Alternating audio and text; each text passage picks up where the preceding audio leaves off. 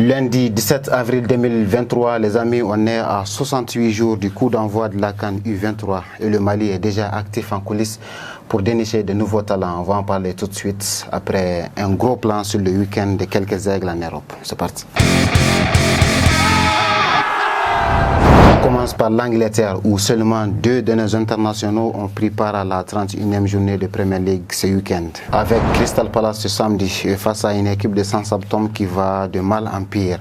Cheikh Doucouré a facilement géré la bataille du milieu pour permettre à ses partenaires de prendre les 3 points de cette rencontre avec une victoire de 2-0. Le milieu de terrain malien, hormis son impact physique qui a beaucoup plu aux supporters palaciens, s'est offert une 3e passe décisive cette saison sur le 2e but. À son inverse, Moussa Djenepo, entré en cours de jeu, a manqué d'inspiration pour redonner espoir à ses coéquipiers qui s'enfoncent encore plus dans le classement avec seulement 23 points recueillis sur 93 possibles. Djenepo et ses coéquipiers ont donc laissé filer jusqu'ici pas moins de 70 points en Premier League, mais ils peuvent toujours croire au maintien. Privés encore de leur maître à jouer, le Malien Abdoulaye Doucouré qui purgeait sa suspension de 2 matchs, les Toffees d'Everton ont de nouveau coulé le samedi passé contre la renversante équipe de Fulham 3-1. Avec ce nouveau revers, les joueurs de Sundaich rechutent dans la course pour le maintien, mais ils devraient compter sur le retour de Doucouré le week-end prochain pour tenter de se relancer. En Allemagne, Amadou Haïdara a maintenu sa très belle forme samedi en participant avec brio à la victoire de 3-2 de RB Leipzig contre Augsbourg en marge de la 28e journée de Bundesliga. Cette victoire difficilement obtenue rassure Doudou et ses coéquipiers qui luttent pour les places européennes. En France, Mamadou Fofana Nojo cartonne en Ligue 2 avec des stats très flatteuses à son actif. Arrivé à Amiens à l'été 2021, le défenseur malien est aujourd'hui le 2e joueur le plus utilisé de la saison dans son équipe. Un temps de jeu imposant qu'il honore avec des stats plutôt impressionnantes. À 8 journées de la fin, l'international malien est en effet le défenseur qui a récupéré le plus de ballons en Ligue 2 et le 2e à avoir réussi le plus de tacles, ce qui fait de lui l'un des meilleurs défenseurs du championnat, si ce n'est le meilleur. En Ligue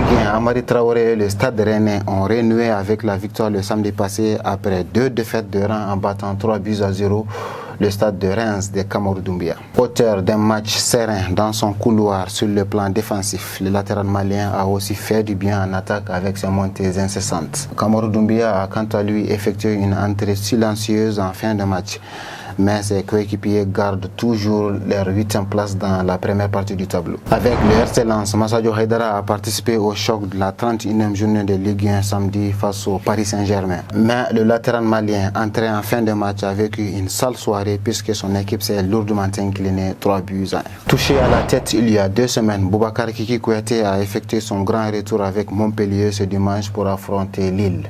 Imparable dans ses duels aériens et sur le sol, le roc malien n'a tout de même pas pu éviter une nouvelle défaite de 2-1 à son équipe. Vainqueur improbable du FC Nantes ce dimanche, la JOC de Birama Touré compte bien s'assurer le maintien. Victorieuse de ces 3 derniers matchs, l'équipe de l'Enfant d'Écaille occupe désormais la 14e place du classement avec 3 points d'avance sur le premier relégable. Avec un Mohamed Kamara infatigable, l'AS Monaco est venu à bout du FC Lorient d'Ibrahima Koné ce dimanche 3-1 pour rester à l'affût de ses concurrents du haut du tableau. Dans l'entrejeu, Tchamanché a surtout brillé à la récupération avec un pressing très haut qui a aidé son équipe à régner dans la moitié de terrain adverse. Entré en cours de jeu, Ibrahima Koné a pour sa part redonné un court espoir aux siens en transformant un penalty en fin de match. Il s'agit de sa 7e réalisation toute compétition confondue cette saison avec Lorient. Qualifié à la CAN U23 au détriment du Sénégal après une remontada historique à Bamako, l'équipe espoir du Mali pourrait être renforcée par un buteur très habile lors de la CAN qui débute le 24 juin prochain au Maroc. Comme vous le savez, le sélectionneur des Aiglons, Alou Badara Diallo, compte réaliser une CAN triomphante pour conduire le Mali aux Jeux Olympiques de Paris 2024. C'est son rêve ultime, raison pour laquelle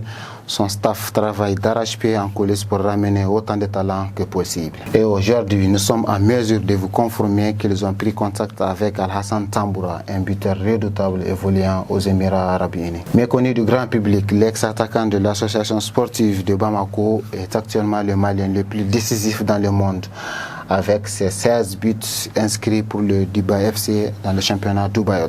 Mais c'est l'année dernière qu'il a explosé en terminant la saison avec 33 buts en seulement 24 matchs. À ce qu'on sache, aucun Malien n'a marqué autant de buts sur une saison depuis Frédéric Oumar Kanouté et ses 30 buts avec le FC Séville en 2007. De son côté, le joueur serait ravi d'évoluer avec les Aiglons. Mais est-ce que ces buts dans ce championnat de niveau pas très élevé parviendront à convaincre Alou Badra et son staff? La question reste à poser. Néanmoins, on va suivre le dossier de près et on vous tiendra au courant de ce qui s'en suivra. En attendant, dites-nous ce que vous en pensez dans les commentaires. Et à très vite pour le prochain numéro.